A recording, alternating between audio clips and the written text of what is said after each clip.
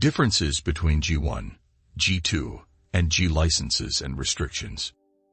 In Ontario, anyone who drives must have a valid driver's license on their person at all times.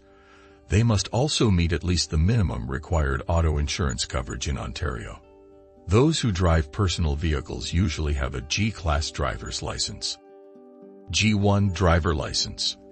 The G1 driver's license is the starting point for most new, non-commercial drivers. Most G1 license holders keep this license for 12 months. G1 license holders can't go driving alone just yet though, as a fully licensed driver must be with them at all times. Moreover, the fully licensed driver must have 4 years of driving experience. G1 license holders are also not allowed to drive from midnight to 5 a.m. Neither can they drive on high-speed expressways or 400 series highways. All their passengers must also wear a fully functional seatbelt. No G1 license holder can operate a vehicle with a blood alcohol level of more than 0. Note that even just one standard alcoholic drink can already raise this concentration to about 0.02 to 0.04. However, auto insurance isn't mandatory for G1 license holders yet. That's because they usually get coverage from their parents' policies. G2 driver license. Some of the G1 restrictions no longer apply to G2 license holders. For example, a G2 license already lets you drive on all Ontario roads. You can also drive your way to that ultimate travel workation by yourself. The curfew also no longer applies, but you can only have one other minor passenger if you drive between 12 and 5 a.m. Minor here means anyone aged 19 or younger. One exception is if you're with a fully licensed driver. The accompanying driver must have 4 years of driving experience too. Another exception is if the other people in your car are immediate family members. They may be your mom, dad, brother, or sister. If they're friends, then that's against the law. The blood alcohol limit of 0 still applies to G2 class drivers. The same goes for having passengers wearing seatbelts at all times. Moreover, G2 license holders must already obtain their own auto insurance coverage. Full G driver license. Most G1 and G2 limits get lifted once you obtain your full G driver's license. For example, there are no more curfews you need to worry about. What's more, your successful graduation may help you secure better auto insurance rates. After all, passing the test indicates that you're a skilled, prudent, low-risk driver. The blood alcohol restriction also goes up to 0.08 once you have full G driver's privileges. However, it's still not a smart idea to drink and drive, as any amount of alcohol can impair your driving skills. In fact, BAQ ranges of 0.05 to 0.079 can raise fatal car crash risks by 7 to 21 times. G2's G drive test. How do they differ? The G1 road test is the driving exam you need to take to get a G2 license. This is why it's also known as the Level 1 road test or the G1 exit test. You're exiting the G1 level to become a G2 level driver. You can expect the G1 exit test in Ontario to last for about 15 minutes. It only tests for basic driving knowledge and skills, including starting and stopping. It also covers proper turning, changing lanes, parallel parking, and perpendicular parking. On the other hand, the G driving test is also known as the Level 2 road test or the G2 exit test.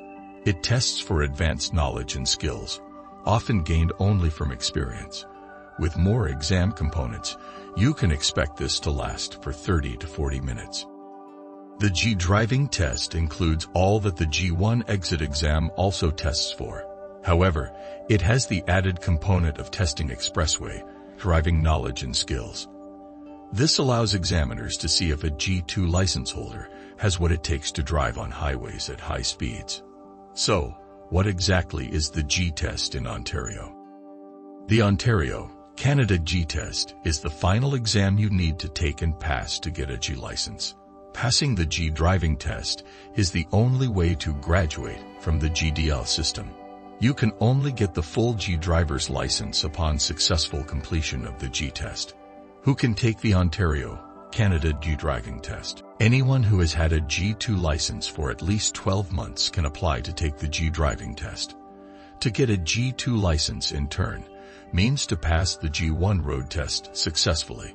Those who haven't had the G1 test can take the exam after practicing for 12 months with their G1 license. However, special exceptions apply to those who took a government-approved driver education course. If you're one of these drivers, you can take the G1 test after practicing for only 8 months with your G1 license. Where do you book a G driving test? You can book a G road test online via the official Drive Test website. Drive Test is the government-authorized driver testing services provider in Ontario.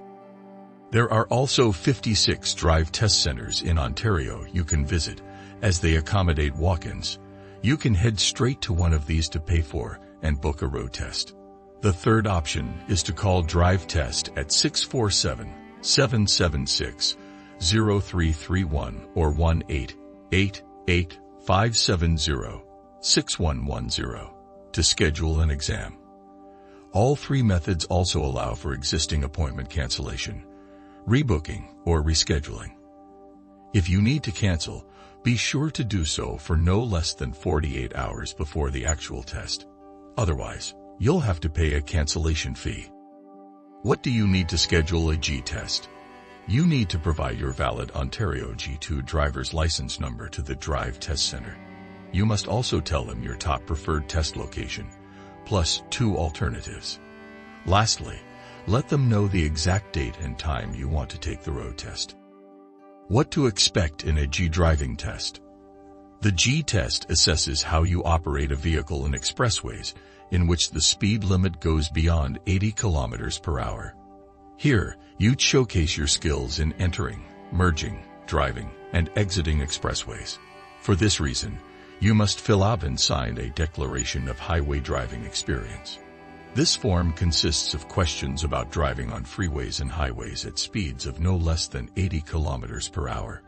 You need to indicate how many times you've driven on such roads within the last 3 months before your G test. You must also state the average distance you've traveled based on those conditions. You can indicate more than 15 kilometers or between 5 and 15 kilometers. From there, the examiner gauges if you have enough highway driving experience. If you do, you can proceed with the road test.